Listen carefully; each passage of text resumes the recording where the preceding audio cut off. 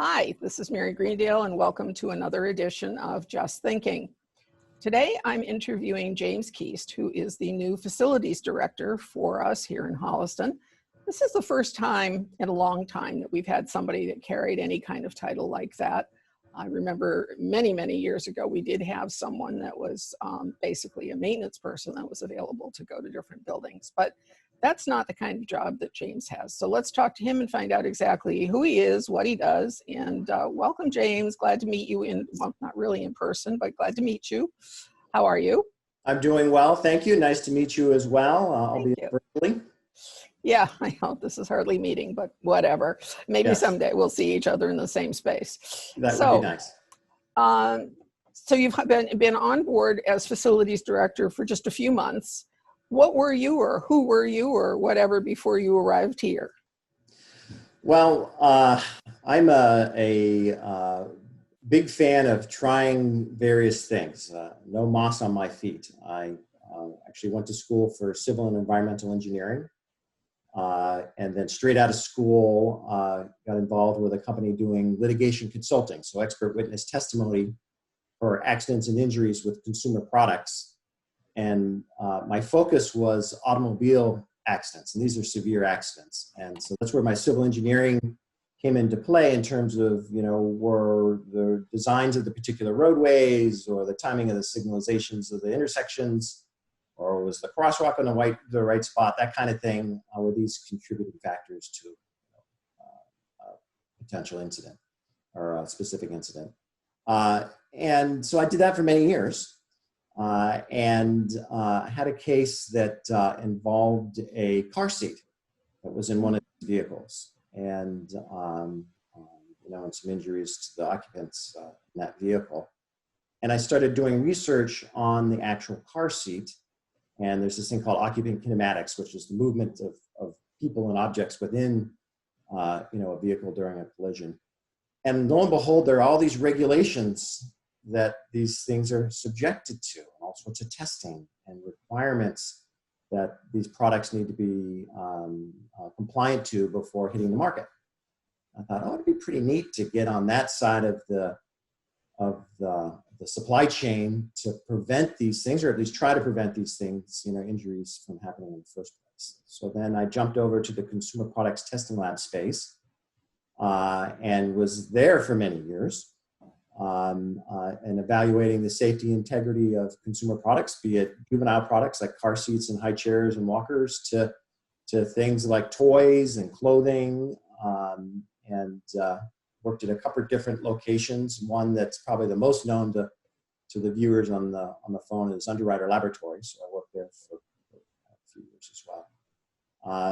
And then decided, it'd be nice to be on the testing side, but wouldn't it be great to get on the manufacturing side and design and build these things that are compliant and safe from the beginning, as opposed to needing a lab to check them, and worst case, if something happens, the legal system is correct. So I did that. Then in 2016, I had enough. I wanted to try something new, and consulted for a while. And then got involved in the trades. I've always been good with my hands. I love building, very knowledgeable about the trades. I've been, working, doing all sorts of things from mechanical, built my own car, a lot of construction projects, restoring homes, and have been doing that for my entire life. I decided, I'm going to get into that. So I did that for a couple of years, and then this opportunity came up. This would be great because it's a good balance of my technical skills from a budgeting and finance standpoint that I gained in the corporate world to my hands-on skill and knowledge of trades. And I'll say, albeit I've been here for 3 months, I absolutely love it. That's great. Really enjoy the people I've been working with, albeit it's very difficult to try to really engage with them. It's a weird time to start a new job, but I absolutely love what I do and see a lot of opportunity for the town. I think what puts me in a unique situation is that I'm both a resident. I've been a resident of Holliston since 2005. I had 4 kids go through the terrific Holliston school systems. But I'm also an employee of the town. So, you know, I have a vested interest in improving the infrastructure. I have a vested interest in reducing costs or optimizing costs wherever possible, in terms of, you know, contracts and, you know, bulk purchasing of services related to the maintenance of you know, our facilities. That's quite a background. I have a checkered past as well, so I sort of smile to myself. I like to try different things too. I think it makes life a lot more fun. Certainly does. So I know there's one thing that I've heard that is critical of someone with your level of expertise taking this job, rather than the board or the board of selectmen or the town asking for somebody that was less proficient than you are. You do not do any of the repair work that needs to be done. Is that correct? Well, I'll say I have done some of the repair work. I have no problem, you know, getting my hands dirty. But there's a lot, and we can go into detail in a bit, but there's a lot of back office stuff, a lot of foundation laying really that needs to take place. So a lot of my time has been focused on that. Mm-hmm. But, you know, I was up at the golf club, and, you know, one of the gutters was off and laying on the ground. I have no problem. I'm not going to spend $300-400 to bring someone out just to reattach a gutter, grab my ladder, grab my, you know, screwdriver, and put the thing back up. No problem, you know, doing that. Perfect. That should reassure people, because I think it's that kind of situation that they are the few that I've heard it from are the most concerned about. So yeah, I absolutely have no problem. Love getting my hands dirty. Okay. And I know my limitations, right? Obviously, if we're doing safety compliance code issues, leave that to the licensed experts. Mm-hmm. But anywhere where I can help out. So let's talk about, what do we have? You are dealing with town government buildings other than schools at the moment. Is that correct? That is correct. So there's an employment plan that was laid out by the select board and you know, ultimately voted on by the town that states sort of year one are all the town buildings. There are 9 of them. Actually 10, because I just found out about 3 weeks ago that the wastewater treatment plant is year 2 would evolve into the parks and fields, and, you know, we need to figure out what that ultimately means, and then year 3 possibly the schools, but that's, you know, long-term plan. Okay, so do we currently, as you coming into this job, do we have an assessment of what the buildings are, what their condition is, what the needs are in terms of repairs, or is that something that you're actually going to be doing? So that's in process. That's a big deal to do it correctly and right. It's more than just walking through with a pencil and paper and noting certain things. It's bringing in various experts to assess the various you know, conditions of these buildings. One of my charges that's in the employment plan is coming up with a it's called CMMS, Computerized Maintenance Management Solution Tool. It's a you know, web-based platform that manages all of this aspects of the facilities in terms of the fixed assets, which might be air handler units and boilers and the roof and the windows, and it tracks all of the maintenance, and actually the initial setup of this software includes a condition assessment, and that will allow us to say, okay, that the air handler in the upper town hall that, you know, focuses on the grand ballroom, the unit on the right is 22 years old, has a life expectancy of X, and you know, it will show all the maintenance history associated with that unit. but that's going to be, future state, right? Because right now, all of the maintenance history and on all of the buildings are in files somewhere, in someone's desk. They're not readily available. This tool will allow everything to be in one spot, so that we can then ultimately have proper preventative maintenance scheduling associated for all of these equipment. And we'll know last year we replaced the belt on this particular unit. It should be good for 2 years. We're not going to be paying to have it done, year after year.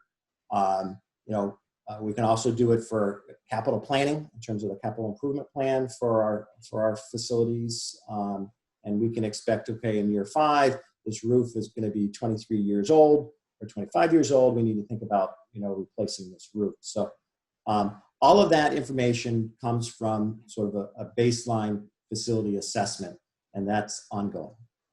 Okay, so you're not trying to you're not trying to reconstruct the history by going back and trying to find all these files, but rather just having experts come in and help you identify those the status of things, assess what the conditions are.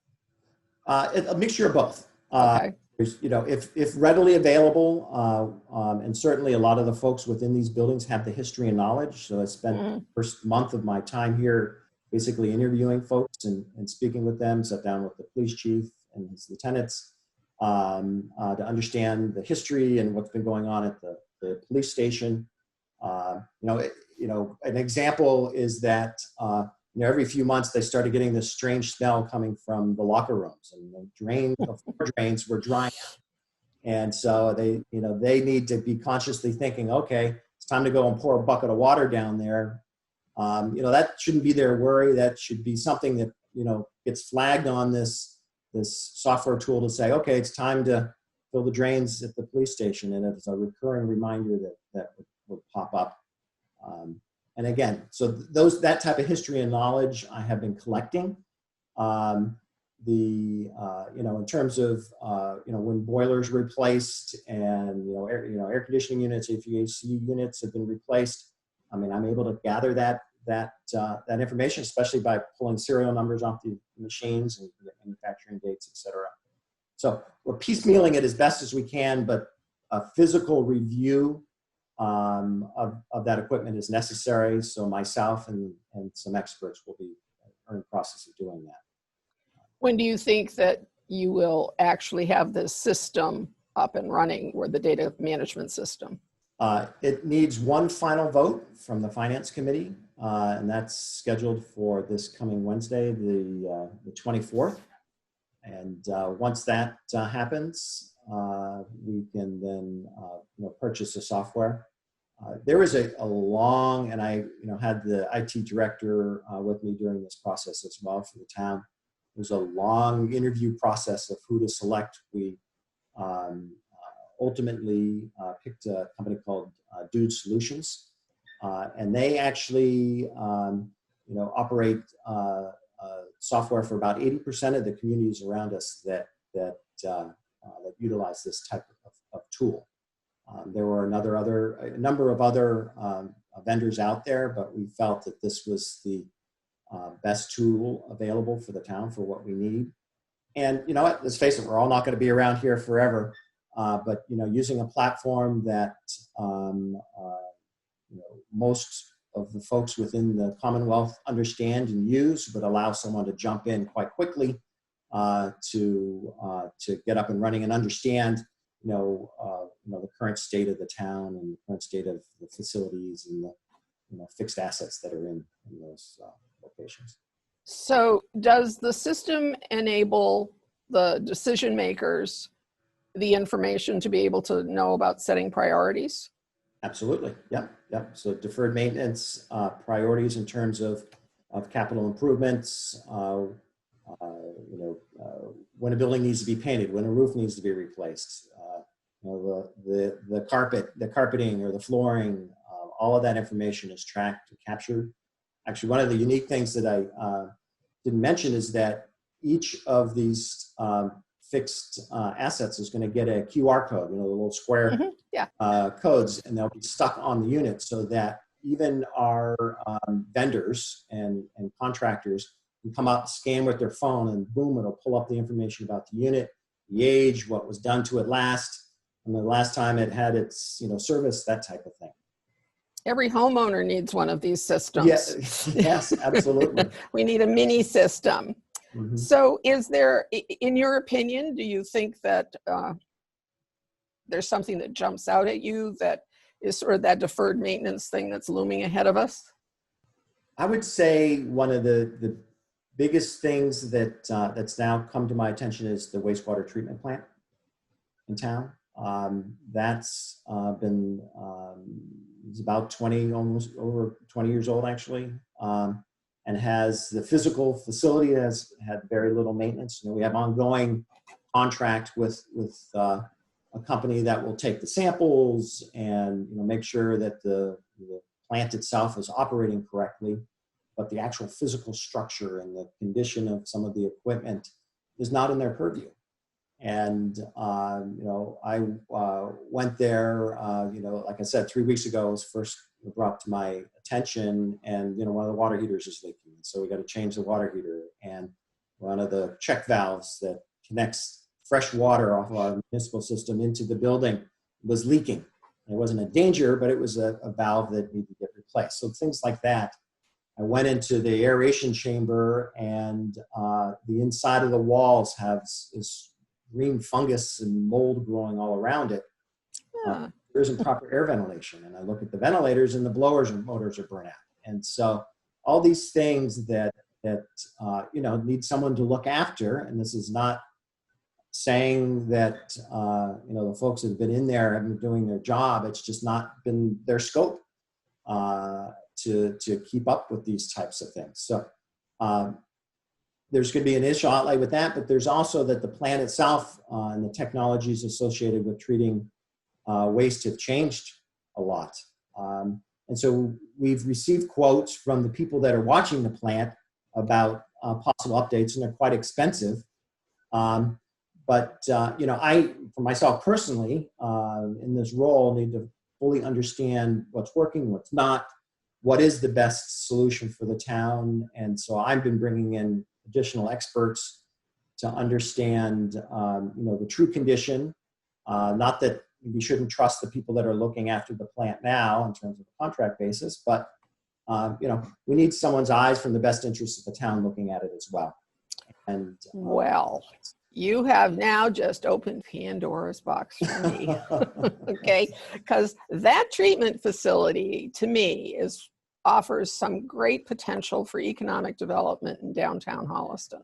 Mm-hmm. Because years ago, when Robert Wideneck was not first, but in the earlier days of working on the rail trail, and when we were working on restoring the bridge, we had several conversations about, wow, think of what you could do if you could actually put a communal system downtown and pump to the treatment center. I know there have been other suggestions by officials to pump effluent from the high school down to the treatment facility, and I understand that there are all kinds of problems, but the ideal thing about pumping from the downtown is that you can pretty much limit it to be going past village commercial properties. So you don't have to get into the question of whether or not you're starting to provide septic sewer services for residents, because obviously we've been down that road many times in my life here, and I don't know anybody who wants to open that one up and try it again, especially since DEP said, no, you can't have sewers. So that's not an option for us. So since it's not an option, what are the other ones available? So as you're looking at that facility, it's just something to think about. And if you ever want to chit chat about it, I have all kinds of information. So I'd love to hear about it. I mean, I love the ability to, look at the entire picture and, not current use, but, what can it be? And, simple little thing, similar related to that is at the town hall, we're, looking to replace the septic system there in the field and going through that. There's a proposal to maybe put the leaching field over by the Congregational Church. And I happened to be at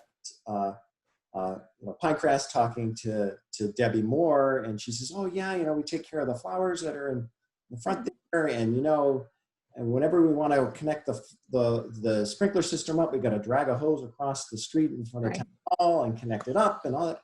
I said, "Well, we're going to have to dig up that street anyways to run the piping over to the leaching field. How about we run a sprinkler line under there so you don't have to worry about that?" And it's just that kind of thinking and conversation that I actually really enjoy to get sort of a multiple, use out of, a particular plant.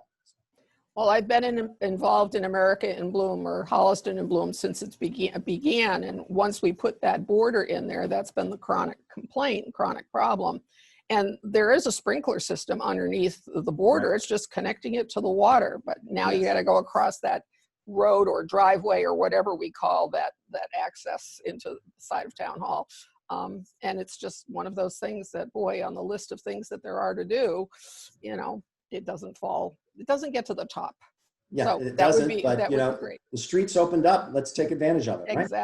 Exactly. Great opportunity, and leave it to Deb to jump on it. Just like me, we all have our pet projects. So you talk about the treatment facility, I want septic systems downtown. So at any rate, all right. So moving back to your work, what's a typical, let me stop for just a second and catch my own thought. When you're doing projects or looking to start a project, one of the pieces for us is doing the RFP, or the request for proposals that goes out to bid and so forth. That has typically fallen to the town administrator or to whatever department head sometimes. But I know from experience, because grant writing was something I did for 15 years, sometimes that kind of, writing proposals and stuff is a special skill. Do you do that stuff, or is that still somebody else's concern? No, I do that. So a couple examples. The doors at Pinecrest need to be replaced. I don't know if you've been in there, but the doors that access the deck and the side patio by the tent, and the door to the kitchen and whatnot, in very bad shape. They're actually rotted through in some areas.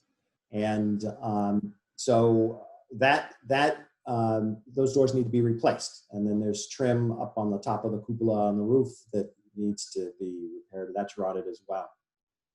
So I wrote the scope for that and set it out to bid, went through the bid process, and actually have a contractor lined up to do that work, and they should actually be starting within the week. And so that was something that I took care of myself. I know there was work done ahead of time on that, but I really wanted to be specific in terms of the scope of the work that we were bidding for, specifications for the doors, et cetera. Any wood that's replaced is replaced with the PVC materials. We don't have to worry about it. That type of thing. So I was very detailed in laying out that scope. I think that's wonderful. I'm sorry? I really do. I'm sorry. I didn't mean to interrupt you, but I really do think it's wonderful that you are going to be, or a person is responsible for that process from stem to stern. Because in my experience, if I, as a department person, try to convey to you what I need, want, or whatever, and then you try to convey it to the administrator or the whatever, and then he or she tries to put it into a document. By the time you get through it, it's like the old game of gossip, and you don't really know what you have in that document. And that's how mistakes happen. And they're not deliberate. They're not for lack of knowledge or anything else like that. It's just, you got so many things that you're trying to do, and you're trying to piece things together. So I think that this, in and of itself, is absolutely a great set of circumstances for the town. Delighted. Yeah, no, it is. And to give you another good example, and this was a little different, is the site at 260 Woodland Street off the rail. Yes. And so we were staring at a $100,000+ bill to clean that up. Yeah. Very complicated. The DEP's involved. You have licensed waste haulers involved. We have a contractor involved, and that was literally on day 2 when I joined. It's like, okay, James, clean it up. And so, with that and in the complication of that, I hired a contractor for what I felt was quite reasonable fee to draft the scope that was in compliance with the wording and the language that the DEP requires. So in that situation, I knew my limitations, and for $1,000 to have someone clean that, when you're looking at something that's $100,000 worth of work, and the DEP that is is highly visible to the DEP and very specific in terms of what needs to be done at that particular place, then it was warranted to bring in an outside expert to draft that scope.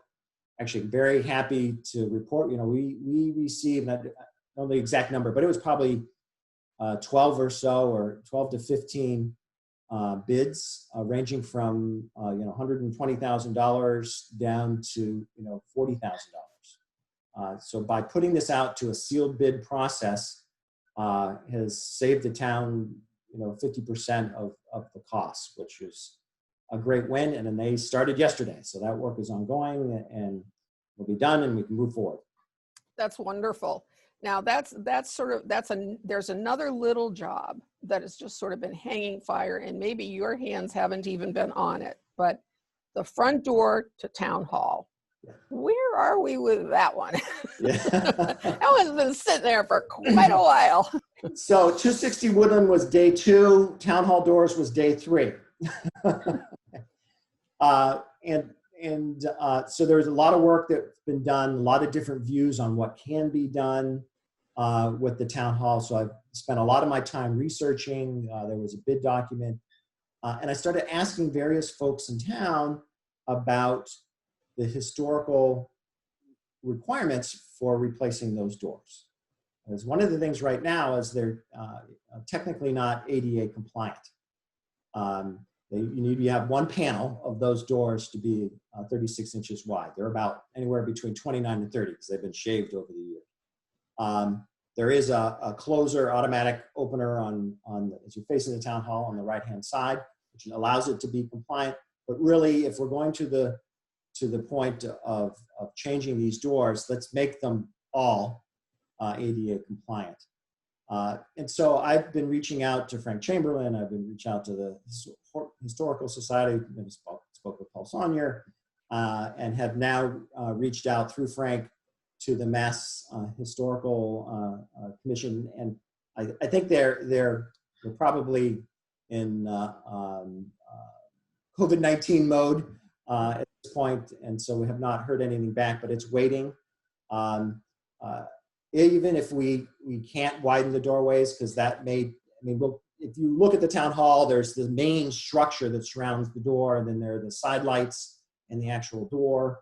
And if we can, narrow the side lights slightly to make the doors wider, does that change the historic look of the building or not?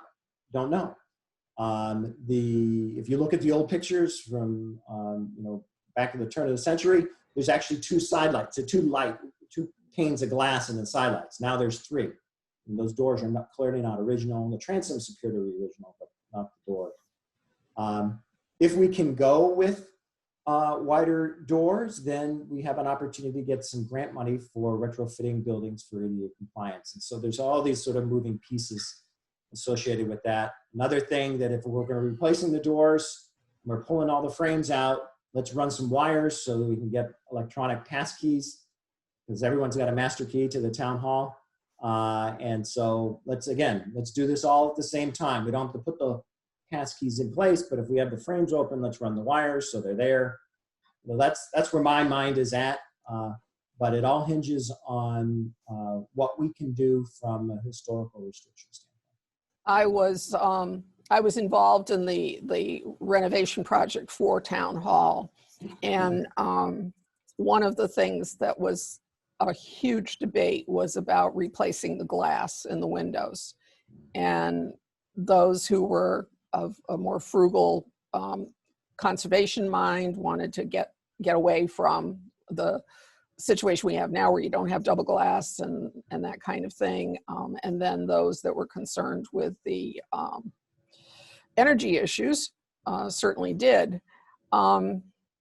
It ended up that the state commission was not interested in our changing the glass, that was one of the things, the decision from them. Now that was, 1999, 2000. So it's 20 years ago. The energy situation is significantly different. Thinking may be very different. So it's going to be interesting to see if they have a different bent now than they did 20 years ago. No, absolutely. Yeah. Speaking of the town hall and the windows and the glass, another project that I'm working on is some repairs to the actual old double hung windows. And these are massive. Oh, yeah, they're hard. And the one that's sitting straight above the front entrance is quite loose, and I'm actually concerned that in a big windstorm or something that could come out. So I've had some experts coming to look at that to see in the quoting process in terms of restoring those windows. So the thought is, obviously those types of things need to be restored as opposed to replaced. But in terms of the doors, it's unfortunately we got to wait and see before we do anything at this point in terms of understanding what we can and can't do. Right. I think that I don't know. I don't know who you've talked to. This is another thing we might have a conversation with off camera. That's just, there are a couple of people that maybe I can suggest you give a call to. We've had great luck. Again, we'll talk another time about, some of the process that I used in terms of trying to get information from the state while trying to restore the 8-arch bridge. So anyway, so all in all, it sounds like you've got to be a very busy person. You probably don't have a whole lot of downtime, but at any rate, you enjoy getting up in the morning and going and seeing what new excitement we have coming your way. Do you report to the town administrator? No, I report up through the DPW. Sean Reese is my okay. Okay, that's good. I didn't know that. All right. And is there anything? Are you involved then in any of the issues related to like the water system, or are you strictly, for example, the garages for the trucks for the DPW or the DPW buildings and that kind of thing? Where does your role start and stop? So I am not involved in any of the water infrastructure or systems in town. That's sort of outside of my purview. But from the DPW perspective and the physical structures, yes. In terms of scheduling and what's going on and what the staff is doing, no. But the actual physical structure is, and the surrounding grounds around the building are within my purview. I understand that the DPW building on what we always call the Foundry down on Central Street has some real structural issues. Is that the case from your vantage point? Well, there are two buildings there. There's the smaller brown building that serves as sort of a one-bay shop and break room for the employees. And then my office is there actually, as well as Sean Reese's office. It's where the water department folks come in and key in their readings from the day, or in that structure, and that's pretty sound. That's in good shape. It's good windows. It's in good condition for a building that was built in the 50s. The warehouse that's, I guess you could call it a warehouse, but the structure that's to the right, there's actually a firehouse in front of it. That building's in really bad shape, really bad shape.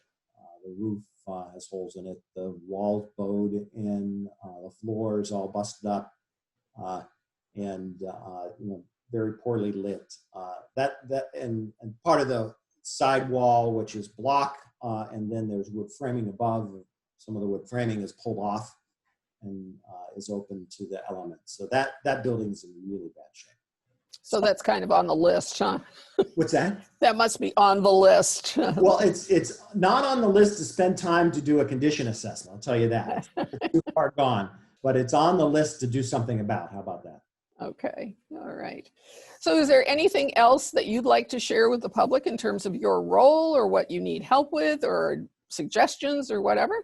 That's a great question. At this point, just looking for, patience isn't work. I don't feel rushed. You know, as I, you know, spend time to get to know folks, to spend time to get acquainted with all of the facilities, the history of the facilities, and it's taking a little time. There's a lot of folks such as yourself that have a lot of history and knowledge that you know I need, and so you know, my message back would be, you know, please share with me anything that you know about you know, the town's facilities, any history, any knowledge, your opinions and thoughts, and are welcomed as well. Just one story I want to make sure that you're aware of, and that is when we were digging up the front yard at Town Hall, we did come across bones. Wow. Okay, so that whole story, I will send that one to you too, because I once did a blog on that one. But Wow. yeah, we were trying to put in the electric panels, and yeah, they dug out front and they found bones. And so it kind of stopped us for a while because they had to first identify, is it a current crime? If it wasn't a current crime, then we had to send the bones off to the State Historic Archives. Took them a year to decide that it was in fact, you know, somebody from about the 1700s, when there was in fact what they called the Great Sickness, you know, COVID-19 back in 1753, where we had, I think it was like 50 or 60 people die, which was a town of 400. Right. So it's just that these bones, you know, were, the whole area was probably part of the cemetery, and these bones were just where they put, you know. Wow. Wow. But yeah. Well, thanks for knowing. As you know, we're going to be digging up the left side. So right. So yeah, you just want to move slowly, move cautiously. Yes. It certainly shocked the poor fellow that was I'm sure operating the equipment, you know. But at any rate, so that was our exciting story. We'll leave it at that. I'll send you some of that information. Please do. It sounds like you and I need to get together at some point.